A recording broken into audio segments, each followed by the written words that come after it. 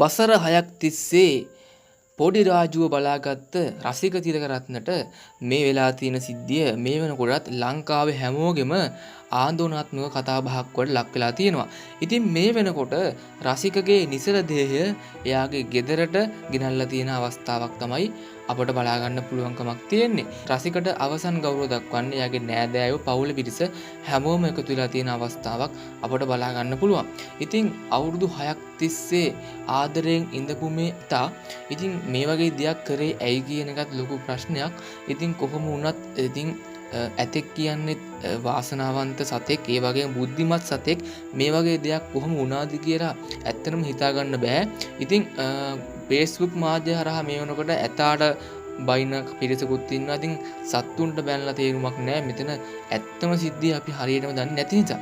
ඉතින් කොහොම වුණත් අවුරුදු 26ක් කියලා කියන්නේ මහා කාලයක් එයා ජීවත් වුණේ නෑ. ඉතින් කොහොම වුණත් මේ ඇතාගේ මේ ප්‍රහාරය නිසා තමයි එයාට එයාගේ ජීවිතෙන් සමුගන්න සිද්ධ වුණේ.